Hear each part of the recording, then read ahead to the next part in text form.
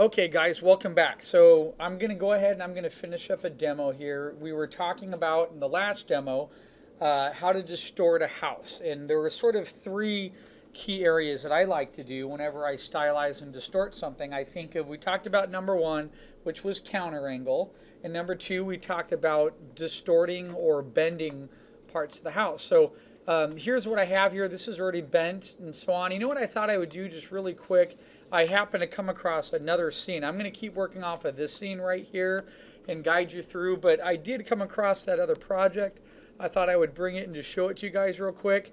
So right here is the other house that I did. Okay, this was for a client that there was a script that needed this very Victorian house, and we see it in part of the day where it's very straight, everything's upright. Look, there's some leaves on the tree, everything's very sort of upright and pretty. And what happened is in the script, it called for like a storm came and then the house gets sort of demolished. So when the house gets demolished and it gets changed, I had to go in there and do all the demolishing. So what I had to do is I had to rotate things, make it look like a huge hurricane hit it, bend things. And so what I ended up, thank God I'm on PC, because on a PC I can open up multiple versions of Maya at one time. Okay, here's the scene that I ended up with where the leaves are blowing off the trees. We have a chain link fence around the property, which is going to be pretty common when something gets destroyed. They don't want you in it, right? And I created some holes right here inside the roof structure.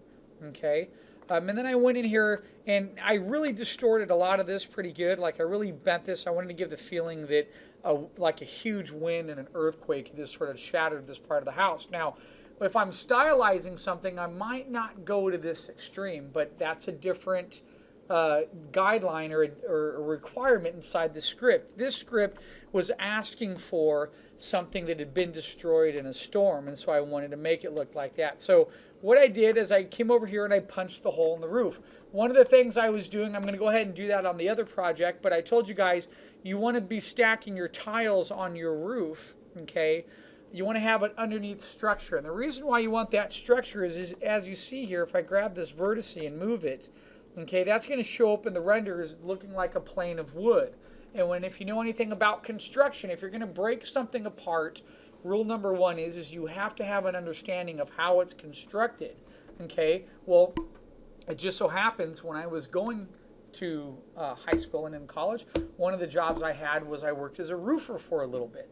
And we would go pull off people's roof tiles, put down plywood, and then we would put down tar paper, metal sheeting where it was needed, and then we would put down new roof tiles on top of that. So I know in my render, now I didn't give this thickness, and the only reason I didn't give it thickness was because from the angle I was seeing, I wasn't going to see any defined thickness, but when I render that out, I know with my camera at a lower angle, I knew exactly what I was going to see. So what I'm going to do, let me render this really quick. That's an important part of you building your set, is you have to understand what is going to be viewable to the viewer from the particular camera angle that you pick and you decide to show your client. Okay, so hold on a minute. I noticed that this does not have something assigned to it. Let me go over really quick into the hyper shade here, and let's assign something to that. Okay, 1 second, and assign group to selection. There we go. Okay, so I'm going to hit under show. I've hidden all my lights. I'm going to come over here. Actually, this is one of my scenes without lights. Hold on a second. Let me just say display. Let me double check. There they are. All my lights are there. I'm going to make sure they're all visible, because what I'm going to do right now is I'm going to come over. I haven't rendered this for a while. From this angle, I want you to see the wood and the darkness in there. Let me hit render. Let's see what it looks like really quick. Okay. I'm going to go ahead and pause for just a second so I don't kill all of the computer memory. Alright, I haven't rendered this for a while, so we're rendering right now. It's almost done. I was worried there for a second with the recorder on too. It might kill part of what's happening here. So let's just let the scene render out really quick. So I knew, I had already spoke with my director, and I already spoke with my story supervisor. I knew exactly how we were going to see this scene. So I know I didn't have to be too conscientious about showing the thickness of that plywood under the roof structure. What was really going to register with the viewer would be the 2x4s that are underneath the tile that would be supporting the structure of the house. That was really key. Okay, so here, let me bring, I don't know if my moon texture is not on there right now because it's probably not in the same folder, but let me just show you what I have here. So here, when we look at this, do you see why setting up your key angle is so important? Because look, I can't really see the a little bit of the plywood is right back there, but what really stands out are the 2x4s. In fact, the 2x4s even have reflective light coming off to the corners and on the side of them, which really get them to be pronounced, and they really stand out inside the render. That's great. That's what I was aiming for, and that's what I wanted. I don't want to tear something apart, so when I do a lighting pass on it, I'm not going to be able to see it. That wouldn't make any sense. So you need to think about exactly what point of view and where your camera angle is and what you're going to be seeing in your render, and then figure out how you're going to display what your guideline is to the viewer. In this, I had to display a house that had been demolished in a storm. Okay, not demolished, but knocked down pretty good, versus you guys are stylizing a house, which means it's not going to be quite demolished. It might be an old, actually our assignment is to build an old decrepit house. So if it's decrepit, maybe there is a roof leak in the roof and something's fallen apart. That's okay. We can add that level of character. So let me go ahead and close this now. I'll close this scene right here, okay? Let's go back to our key scene. That was our straight scene there where everything was perfect. And the reason why I had you guys build it this way is because going in and trying to demolish something with the curved angles is twice as hard, versus now it's so much easier for me to come in here and select a roof line. I have everything grouped, I have it organized, I have it labeled, which means any alterations I make here as I go down my production pipeline, I'm ready to fit in for texturing and other lighting and grouping. Everything's already matched together in there. Okay. All right. So let me close that file too. Let's go back to our original file that we've been working on in distorting. Okay. All right. So now after we looked at that example, back on this scene here, okay, what we're doing right now is I went in and I started bending some things already in the last demo. After I bend things, like if I take part of the roof line or the structure and I start to warp, okay, alter things a little bit, have little light bends. Actually, I wanted to do that. I meant to do that the other angle, counter angle to this angle down here, just to have a little bit more stylized, okay? I need to make sure anything that's been adjusted gets fit back together. So what does that mean? Okay, step 1 and 2 were counter angle and distorting and bending. Well, if I take this and distort it, and I distorted this by rotating it to the side, look at the posts right here. My post structures are not in the right support area where they should be. So what I'm going to have to do is I need to go through and make that conscientious effort to fix those things. So I'm going to go and I'm going to grab vertices of my objects right here. Okay. Now you'll notice I made these out of nerves right here, and these upper vertices right here are made from, they're a polygonal typology. So I'm going to right click on these and put these on vertices as well. That way I can select all the vertices, and now I can sort of make some adjustments here. Now if I grab from the top and bring that down, it's going to squash that lower segment right there. So that's not a good decision. It's going to be in my best interest to grab all of these and bring all of these downward like so, and then get those to fit in there pretty good like that. And then I might grab a little bit of that upper curve there and then bring those up just a teeny bit like so. And then you can see now that fits in together and it's matching what's happening with the bend, okay? So that you need to go through your scene now and take a look where else you might have a bend and see what's happening to that particular structure and why and how you can fix it. So I had in here, I adjusted this, I have part of that interior roof line in there. So I'm going to have to go in there, I'm going to have to modify that a little bit and grab some faces or vertices and pull them back out to cover up some of this. Or what I'm going to have to do actually is I can select some of these vertices like so, and I can push them back over, and out of the way so they're not as visible right there. I'm going to have a distinct cut in there. So what I'm going to do really quick while we're talking, I'm going to see if I can just sort of do this really fast, grab some of these vertices. Look through your shape in your see-through mode. You look at that. I've already made a mistake there, and I had accidentally selected something else in the background, right? Rule number 1 there. I should know better than that. Okay, so let me come over here. Let me select some of these other vertices here. Look, see-through mode. Nothing else is selected. I'm going to move some of these out of the way. Now, in this original scene, when I did this, I didn't worry too much about this because I was at a really low angle. I was at an angle looking down, and I can't really see in there. But I don't want to render to come back from a lighting pass having you know, like look at that. I could definitely see that edge that's in there, and I definitely want to fix that.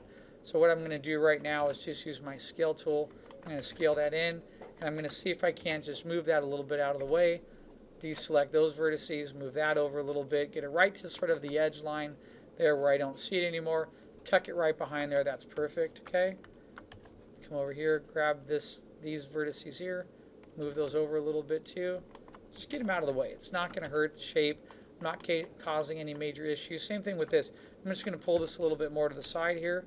So I think what I'll do is I'll pause real quick while I finish some of this up, just so we can get going here and get to some of the detail. But this is part of us bending and breaking shape. So now when I look at this at an angle downward a little bit like this, I can't see anything in there that was protruding or extruding out from before, because I altered and bent things, and I'm going to have to fix what I did to get to match the rest of the scene. Okay, let's bring that back a little bit. Look, I can bring it all the way to the edge right there, and look, it's hidden in there. You don't even see it. Okay.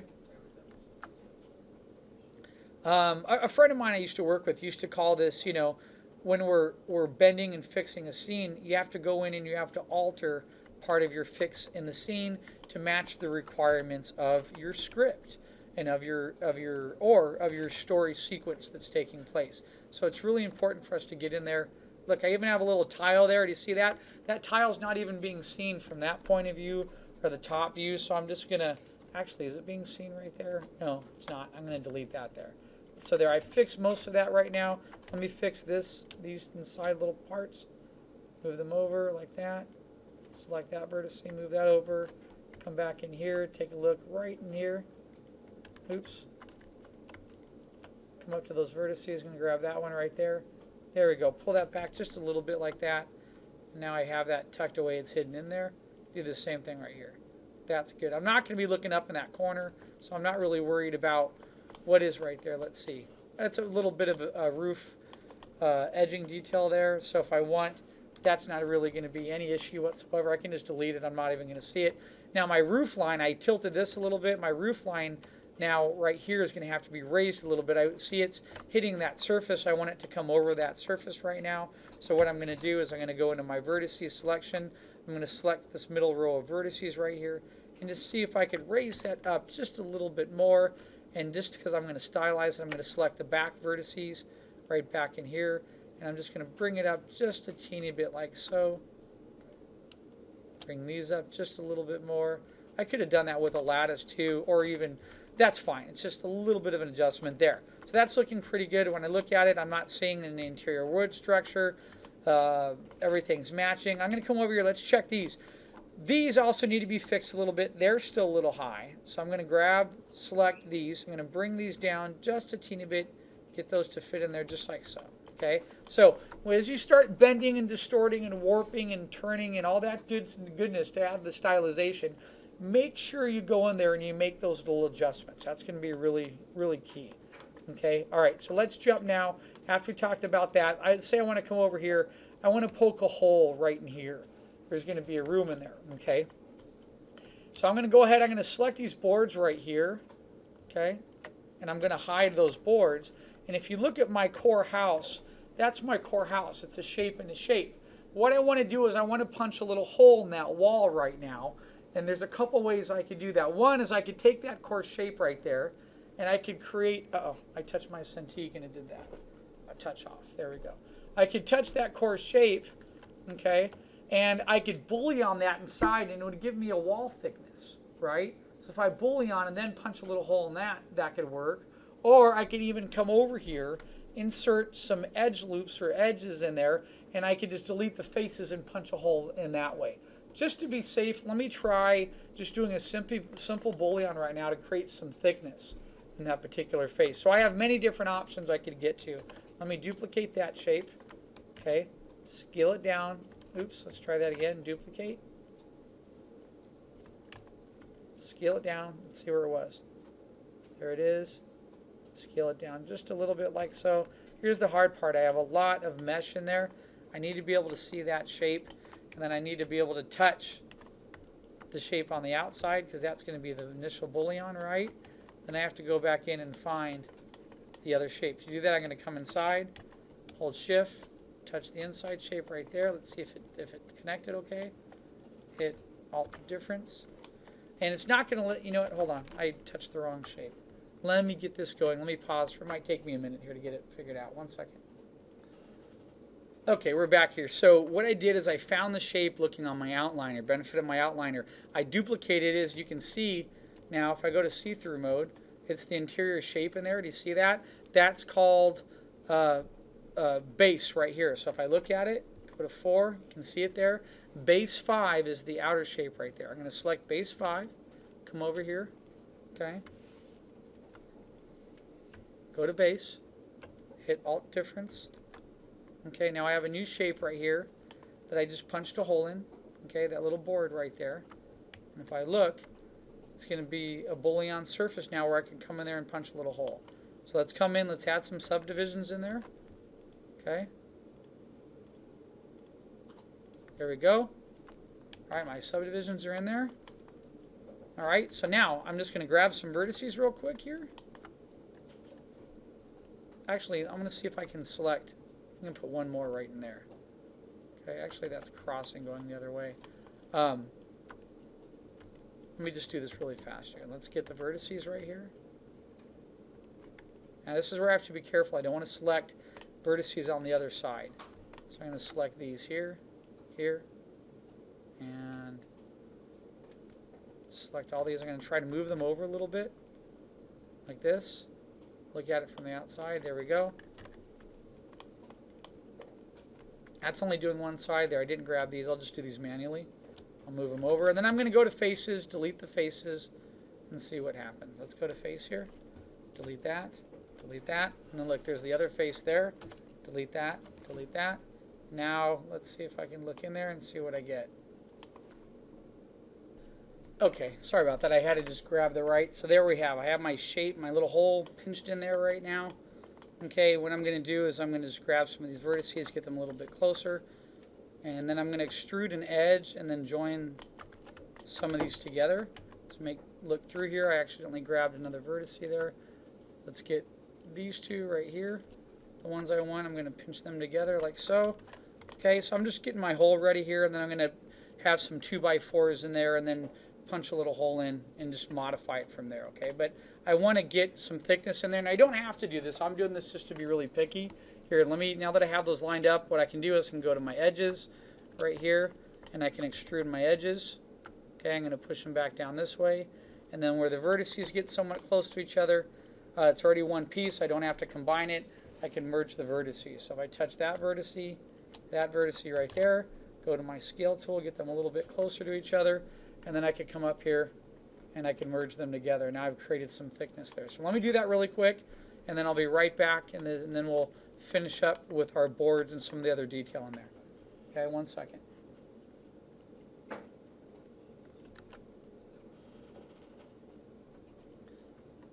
Okay, welcome back. So there it is. I have it done. I have the edges going along there, and we have faces that are all joined. The vertices are put together. Now what I'm going to do is I'm going to go to display show all, and I'm just going to punch a hole in here, and I'm just going to use some of the vertices that are here already to make this look like it's very distorted. Let me check. I have one right here that did not join. Let's get that taken care of real quick. Let's get that together. There it goes. Awesome. Okay, so now I'm going to grab, let's look through here. I'm going to grab these. Deselect anything else I might have selected. I'm going to bring these over a little bit, maybe up a little bit higher. Let's grab these right here, deselect anything else. I'm going to bring that over a teeny bit. There we go. Deselect what's down here. I'm going to bring that over. I sort of like that. Looks like there's a hole in there. Something punched it. Let me grab these vertices. Let's grab these. Make sure I didn't select anything behind there. That's really important right now because it's really easy. Deselect those. I'm going to move these over a teeny bit more like this. And grab this one right here. Nothing back there selected. Bring that one over. Down a little bit. That's going to be my hole. Okay, so let me go to display, show all. Let's put everything back to where it was. Now I know where I'm going to have a hole. So now I'm going to come over here and grab these vertices right here, and I need to adjust these to make room for that hole. So I punched the hole now. I'm going to grab these, bring all of these over. Uh-oh, did it again. I don't know what it is with Maya lately. The sensitivity used to be a little bit easier. but that's all right. Here, I have these. I'm going to slide this over. Look, there's my little hole right there. Okay, so let me get these in position. They're getting a little scrunched right there, but that's all right. I'm going to have this one overlap a little bit. I'm going to come to this board right here. What I'm going to do is see if I can't just rotate it a little bit. That's not going to work as well. Let me see if I can just grab it from here and pull it across. There we go. That'll work like it's overlapping right there. Let's touch that set right there. Pull that out a little bit. I might make it look like this board's been cracked a little. What if I pull this back a little this way? Then I'm going to duplicate these boards. Okay, make sure I have nothing else in the back. Selected. Duplicate, and I'm going to bring them back over here, like so. Get them into position, and then I'll sort of string them back across here. So let me just pull that board back over this way. Make it look like it's been sort of cracked or hit a little bit. Like that. And if I want to get into real specifics, I can model the boards all separately and punch a giant hole. But remember, it's going to be a nighttime shot.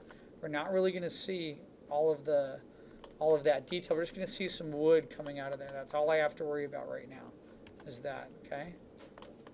All right, that's pretty good. And let me see if I can. I'm going to bring these down. See if I can tilt that at an angle. Look like the board's been broken, sort of. You know, it's been snapped, and there's another wood here. And then I can put some 2x4s right behind there. So let's do that really quick, okay? Let me just double check this right here. I made a little mistake. I must have moved that by accident. Let me fix that little piece right there.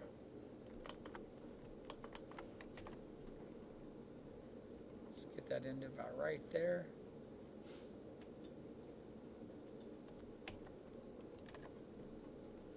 There we go. Okay. Now I'm going to throw some there. It's looking like it's been beat up pretty good. All right. Now you'll notice when I angled the house down too, I have a whole nother beam that could be down there. So I'm going to select this other beam right here. Come on, Maya. There it goes. Let me deselect everything else. Deselect this back side. There it goes. I'm going to select that beam. I'm going to bring it down a little bit more, and then I'm going to drag this across here, right down like that. Make sure it sort of fits into place. Just like there. Perfect. Okay. I'm going to have to do the same thing over here. I'm going to have to bring these two beams across here as well to get those to fit in, because I had that huge turn there where I angled this, and now I have to fix the wood that would be there. So there we go. Now I have my little hole here, and all I have to do in terms of a silhouette study is I'm going to come in here, put a really base, simple polygon in there. Let me get it over.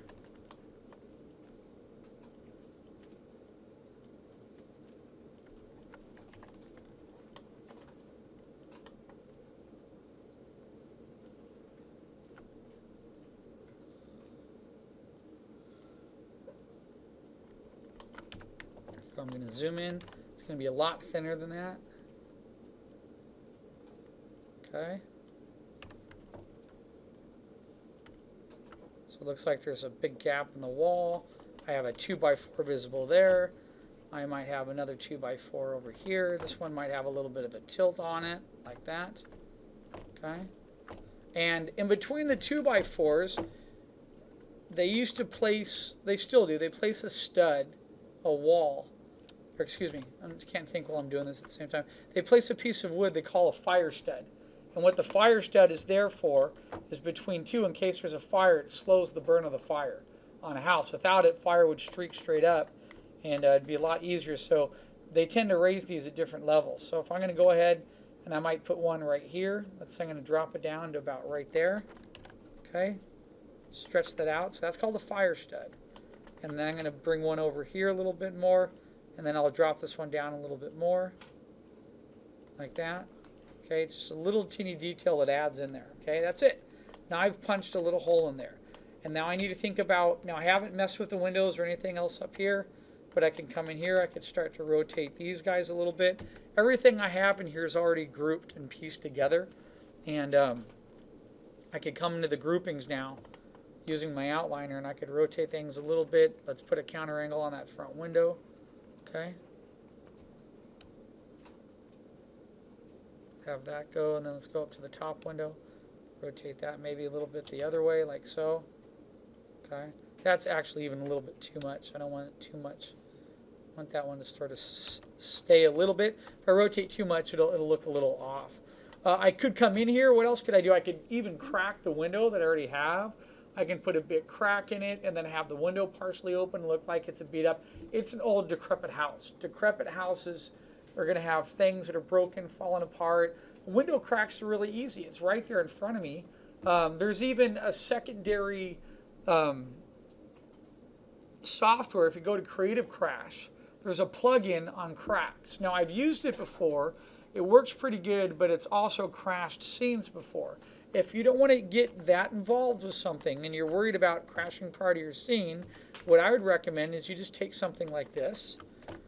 And watch, I can do this in just a matter of seconds. I'm just going to duplicate this, thin it down, come over here and go like this, add some subdivisions in using my hotkeys, like that. Okay. I could pull up the deformer that did the taper, so that way I can pinch the top. But what I'm going to do really quick is just do it myself. Go to vertices, and scale these down, get them really close together. Make these maybe a little bit wider. Make that one a little bit more wider. And then I'm just going to use the vertices. I'm going to bring this down a little bit, like to here. Make that one a little crooked. Just going for a little crack here in my window, right? Cracks tend to be a little bit wider and then sort of thin out a little bit. So I might make these a little bit more like that. Okay, that's pretty good. Just trying to do this really quick to save time. There you go. I have that. Now I'm going to take that piece. I'm going to do a bullion into there. So look, I get it in the middle. A little too big for a crack. Let's bring it down here. A little bit to the corner. Let's rotate it a little bit. There we go. That cracking script is really good on Creative Crash. You just got to be careful with it. Here, I'm going to inverse this so it looks different. And I'm going to scale it down a little bit, make it much smaller. See if I can't turn it in the opposite way, and then only do some of it like to right there. Okay, that's pretty cool. Select this, select the piece, difference, difference. See how I just did that real quick? Now I got a cool looking window that looks like it's been cracked up. And if I was smart, like when I made the windows, I would have saved that plane and those little cracks so I could go back and do it to some other windows and make a different window. Okay, so now I have that window. I'm going to take that, I'm going to slide it right back in here. And let's stop back and look at what I've done. Okay, and since it's in the plane and there's no internal vertices, the only vertices are from the crack and the bullion itself, I can actually go over to the vertices like this, and I can move the crack around very easily to fit the rest of the frame that might be here. Say I wanted to do something like that. You can even pull these up a little bit. See that? Pull that up. And let's go back to vertices. There it goes. I have a cool little crack in my window now. And it just adds a little bit more stylization to my house. Okay? I could even crack it a little bit more. Looking back at that. But now, as I get into more detail, do you see, oops, do you see when I'm looking at my house, things are tilted. I have some boards out of whack. I got 2x4s showing right there. A little crack in the window. I could come over here and I could take some of these shutters and I might bend a couple. I might delete one or two, make them look like they're broken. In fact, what would happen if I came over and pulled one out a little bit more like this, rotated it a little bit, make it look like it's been, it's funny, the symbolic nature of something being destroyed doesn't have to be complete, total annihilation of everything. One little shutter hanging out like that, see that? It makes it look like it's been banged up. I don't have to do every single one of them and over detail it. Okay, just a couple. I take this one right here. I could put a crack in that. Maybe I I might take this one, pull it up a little bit more, pop that one out a little bit, make it look like it's been banged up. Grab these, pull that vertex out just a teeny bit here. Push those back a teeny bit, like that. There we go. Let me grab that edge there, push that back a little, like so. There we go. That's it. Looks pretty banged up. Now I could grab the corner right in here. I might stretch that out a teeny bit more, bring it down just a little bit, make it look like it's been weather beaten. Okay. Grab these vertices here, move them over a teeny bit. That's it. So do you see, just looking at what I have right here, let me select off of it. I have a hole in the wall now. I have 2x4s. I got these a little banged up. I got cracks in the windows. It's adding a lot more character. This is more of the detail, okay, the punching holes, and then actually step 4 is sort of the detail that I'm now applying to my house. But I had to go in that order just to wrap things up here. I started with counter angle. I went to distortion.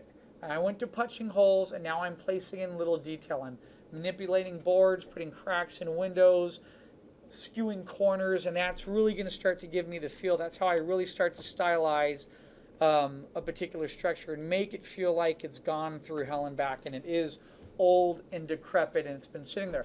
That's how you stylize something. A lot of Maya modelers lack that ability. They need the guidance to understand how to break something down and stylize it, because they can't picture it in their mind, probably because a lot of my people are more left brain, and they just think of things in terms of mathematical structure and computation, and they don't get into the little fine details. Yeah, think of it like a drawing. If I was going to draw on top of it, what would I do to get the look that I want? Okay. All right, so I'm going to go ahead and wrap up this lecture there, and that is punching holes and distorting, that's punching holes and adding on detail to items to make your old decrepit house. Thanks. See you soon.